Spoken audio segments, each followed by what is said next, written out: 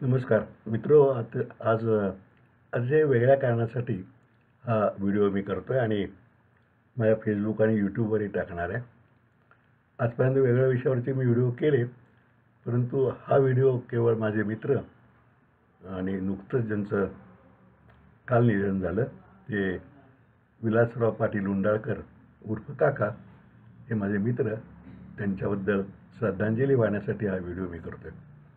खरं तर सहसा लेख लिहायचा अशी माझी प्रथा आणि आज थोडं वेगळं करतो आहे, कारण लेख लिहिला की वर्तमानपत्रात येतो, पण तो एक दिवस झाला की विसरून जातो. त्यापेक्षा व्हिडिओ करण्यामध्ये फेसबुक किंवा यूट्यूबच्या माध्यमातून तो अनेक काळ टिकू शकतो. पुन्हा श्रद्धांजलीपर असा मी हा व्हिडिओ करतो आहे. विलास काका आणि माझी मैत्री जवळजवळ 40 वर्षाची, माझ्याहून ते 5-6 वर्ष मोठे. पण मैत्री झाली म्हणजे आम्ही बॅडमिंटनमध्ये खेळायला जायचो सकाळी, आणि बॅडमिंटन खेळून येताना आम्ही एका हॉटेलमध्ये चहा प्यायचो, गप्पा मारायचो थोडं 2 मिनटं आणि मग घरी यायचो. तेव्हा विलास काका सन 80च्या सुमारची ही गोष्ट आहे. 1980. विलास काका तेव्हा यादवबाळ पेठेत राहायचे. हत्तीखान्यासमोर घरावर पाटी होती, विलास बाळकृष्ण पाटील वकील म्हणून. काकांनी फारशी प्रॅक्टिस केली नाही, थोडा काळ प्रॅक्टिस केली, नंतर ते राजकारणातच रमले. पण ते सकाळी फिरायला जायचे, घरून निघून तालीम संघापर्यंत जायचे आणि तालीम संघावरती थोडं पळणं बिळणं असे काही काही व्यायाम करायचे आणि परत यायचे. ते जाताना येताना आमची गाठ पडायची काकांची. मग काय कसं काय असं बोलणं व्हायचं आणि त्यांना मैत्री जुळली आणि मैत्री जुळली आणि ती पुढं घट्ट झाली. गेली 40 वर्ष. साधारणपणे 5-7-8 दिवस झाले तर काही ना काही कारणानं गाठ घेतल्याशिवाय काकांना चैन पडायचं नाही. कमीत कमी फोन तरी यायचा. खरं तर मी तर राजकारणात अलिप्त मनुष्य आहे. सर्वच पक्षातले आमचे मित्र आहेत, काही मंत्री आहेत, मुख्यमंत्री पृथ्वीराज चव्हाण माझे मित्र. पण मी राजकारणातनं पूर्णपणे अलिप्त, आणि त्यामुळे सगळ्यांशी माझी मैत्री कायम राहिलेली आहे. कारण आपल्याला काही कोणाशी मागायचं नाही. एखादी विनंती केली तर सार्वजनिक कामाकरता कधीतरी केली असेल, नाही तर तीसुद्धा नाही. पण काकांची मैत्री झाली आणि घरी काकांच्या येणं-जाणं झालं. काकींचाही परिचय झाला आणि एकूण कुटुंबाचा मित्र असं स्वरूप आमच्या मैत्रीचं झालं. काका 80 साली आमदार पहिल्यांदा झाले. त्यापूर्वी जिल्हा परिषदेत होतेच, जिल्हा बँकेमध्ये संचालक होते. पण आमच्या बोलण्यामध्ये राजकारणाचा विषय असायचा. इतर जगात काय प्रवाह चालला आहे, भारतातलं काय चालू आहे, वेगळ्या विषयामध्ये काकांना रस असायचा. साहित्य असेल, संस्कृती असेल, क्रीडा असेल, आणि त्या दृष्टीने ते आमच्याकडं नेहमी बघायचे आणि त्यातनंच त्या आमच्या गप्पा होत असायच्या. आणि मग त्यातनं काकांची सगळी माहिती मला कळत गेली. माझे वडील यशवंतराव चव्हाणांचे जवळचे मित्र आणि काका यशवंतराव चव्हाणांचे शिष्य परंपरा जोपासणारे, काँग्रेसचे सच्चे पायी, आणि शेवटपर्यंत अनेक प्रलोभनं आली, काही झालं तरी काँग्रेस त्यांनी कधी सोडली नाही.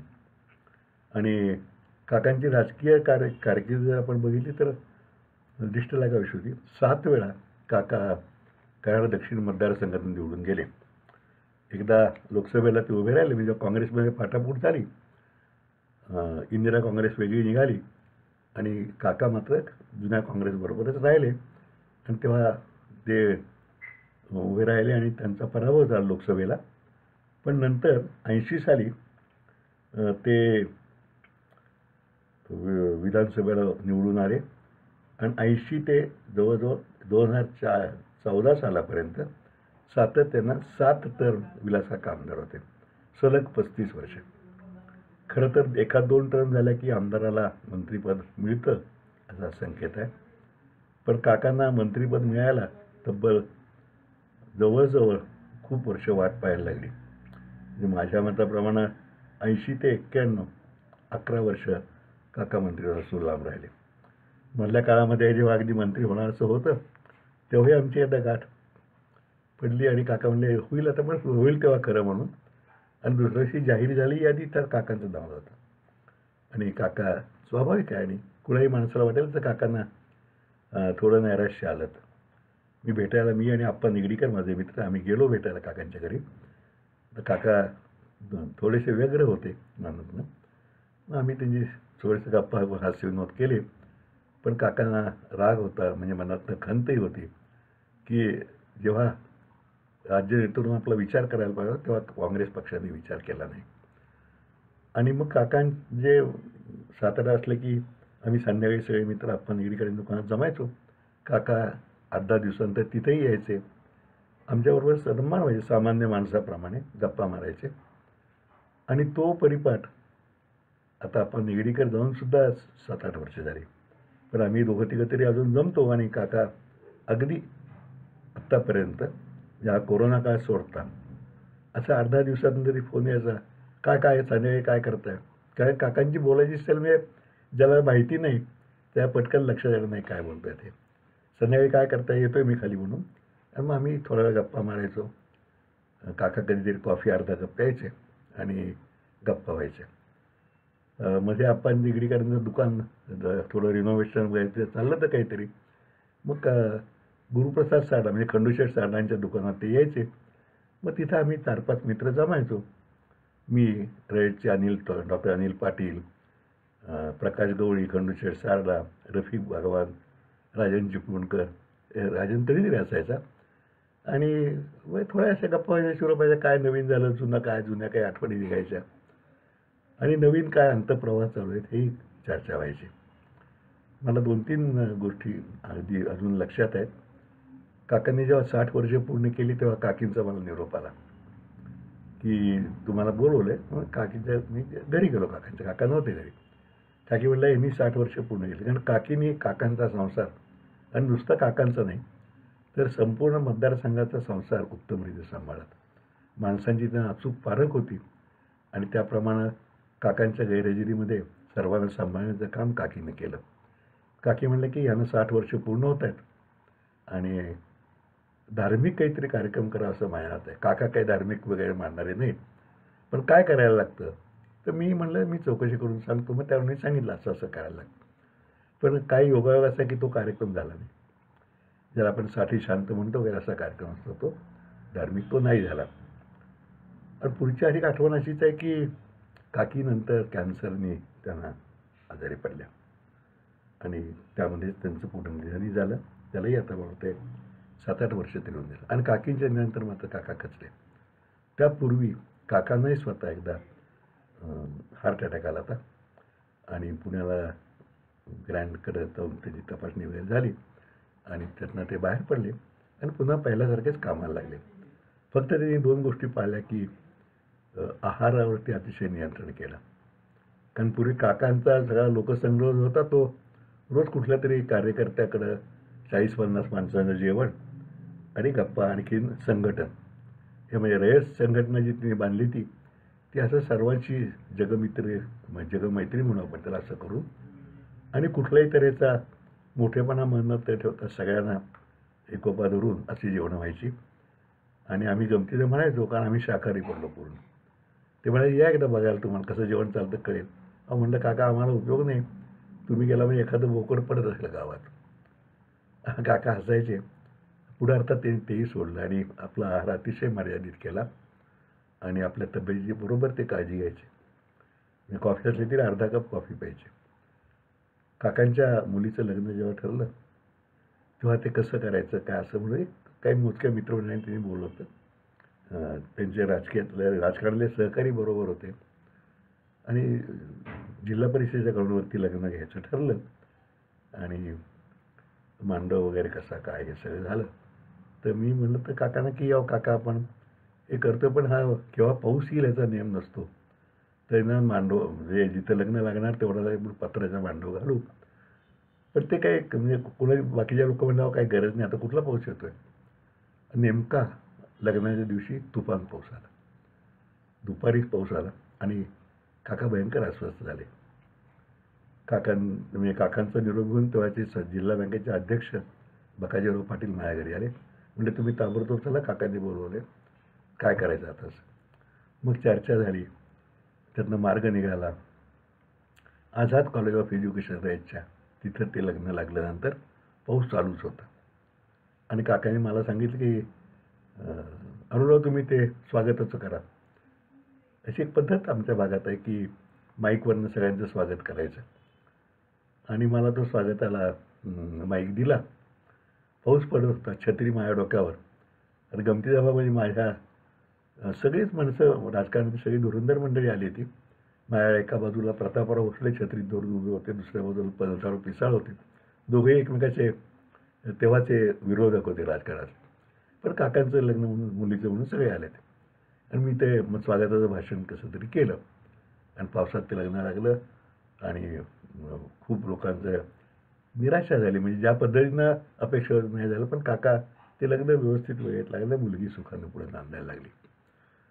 आणि काकांचा हा सगळा जो लोकसंग्रहाचा उपक्रम होता, त्यांना एक असं साताऱ्यात कुणी चांगला माणूस आला, साहित्य क्षेत्रातला असेल, क्रीडा क्षेत्रात असेल, पत्रकारिता असेल, की त्याच्याकडनं नवीन ज्ञान घ्यायची इच्छा असायची. अनेकदा माझ्या वेगवेगळ्या क्षेत्रात ओळखी होत्या, त्यामुळे कुणी यायचं असं मी सांगितलं, काका कुमार केतकर येतात, अरे त्यांना बँकेत घेऊया, आपण त्यांना जरा त्यांचे विचार ऐकूया. मग मी काकांना त्या कुमार केतकरला त्यांना घेऊन जायचो आणि मग ह्यातनंच त्यांनी पुढे कराडला, उंडाळ्याला त्यांच्या गावी त्यांचे वडील स्वातंत्र्यसैनिक होते, त्यांच्या स्मरणार्थ एक मेळावा घ्यायला सुरुवात केली. उंडाळकर स्मृती पुरस्कार द्यायला सुरुवात केली. स्वातंत्र्यसैनिक मेळावा त्याला म्हणायचे आणि स्वातंत्र्यसैनिकांचे सन्मान करायचा आणि अनेक दिग्गज त्याला येऊन गेले.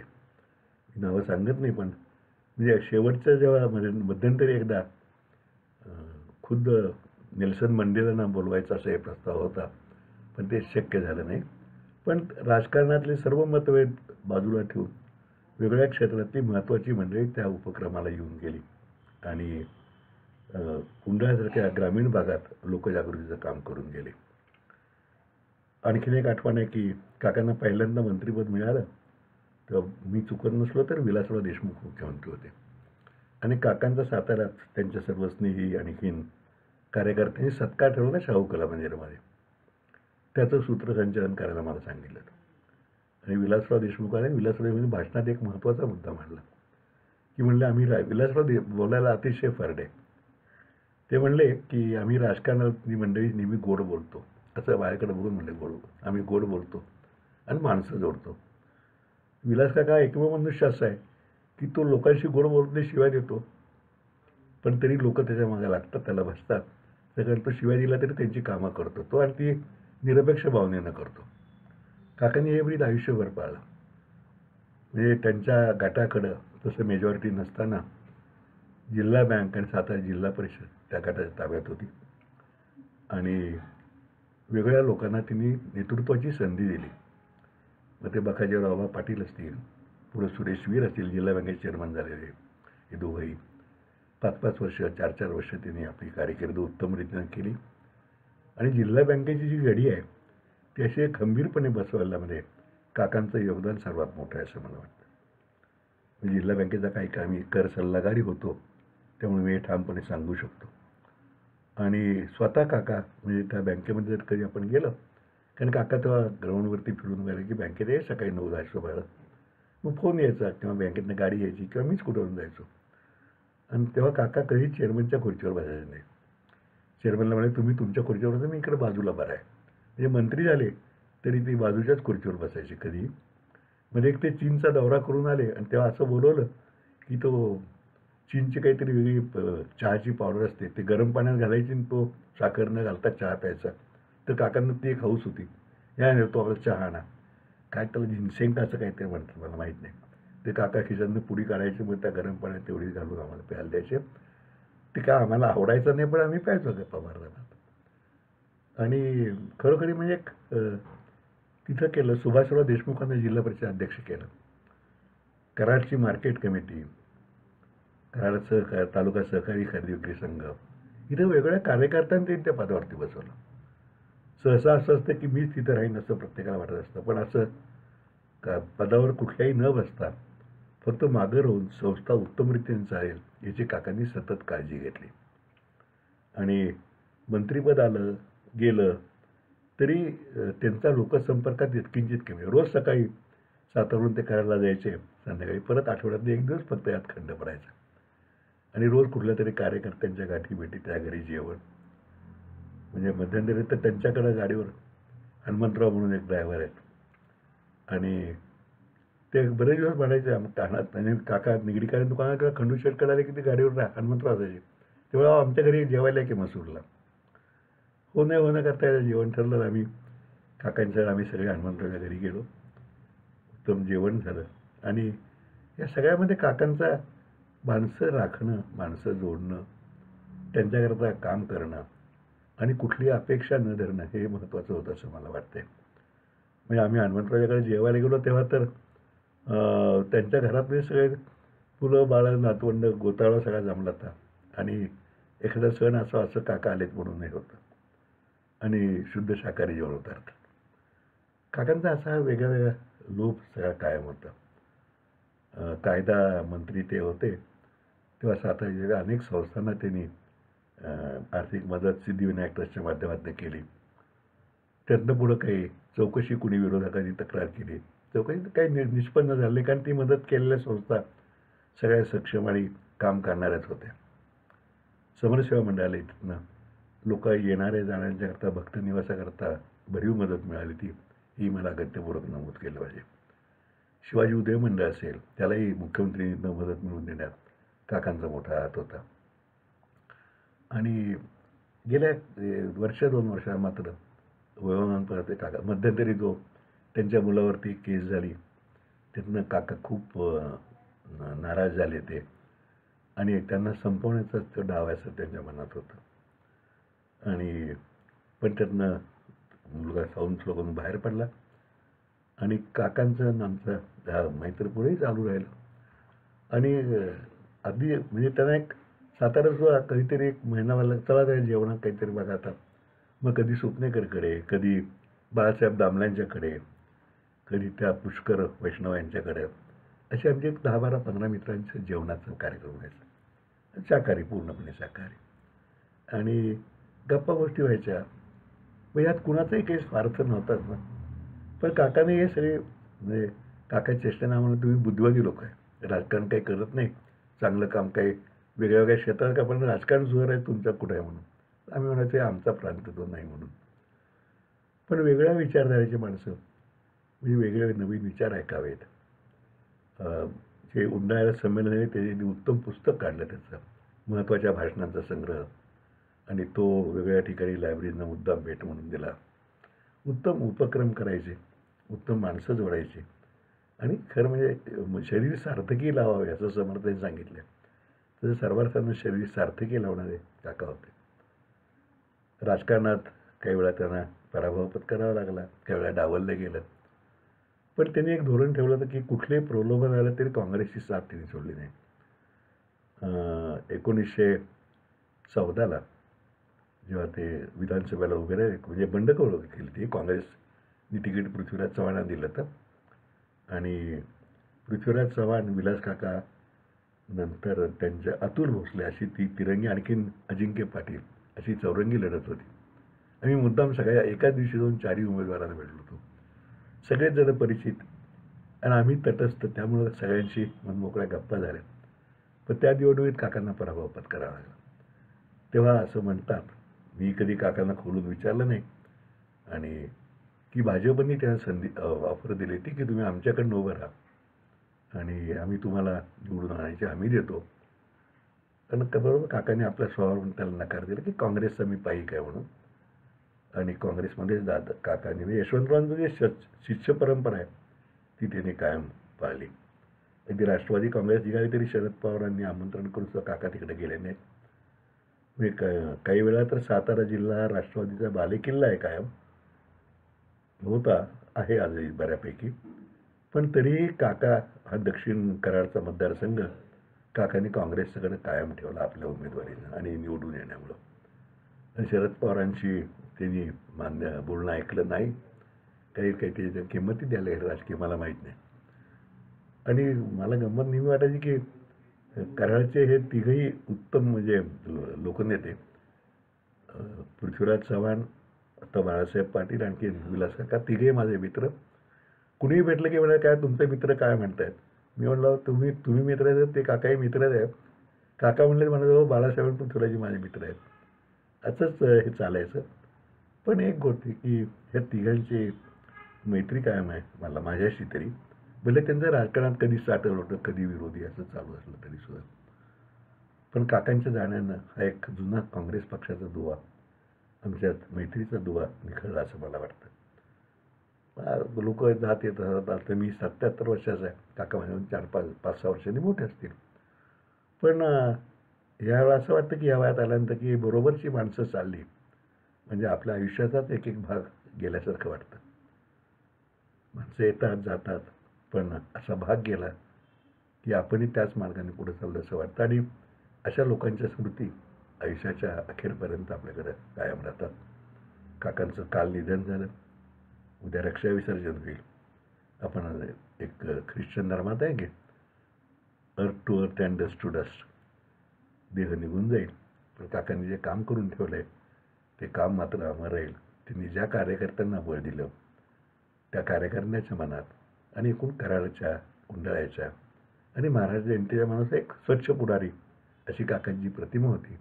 ती कायम राहील असं मला वाटतं. आमच्या मित्रांच्या मनात तर कायमच आपला एक जवळचा मित्र, सत्तेवर असो नसो आपला मोठेपणा न मिरवणारा, सुखदुःखाच्या गोष्टीत सहभागी होणारा. म्हणजे मला आठवते की माझं एकदा हॉर्नियाचं ऑपरेशन झालं तर काका 2-4 दिवसाआड घरी येऊन बसायचे गप्पा मारायला. कोण करणार आहे असं? दसरा आला की हमखास काकांच्याकडचा माणूस श्रीखंड घेऊन यायचा. आणि माझ्याकडे तसं नाही.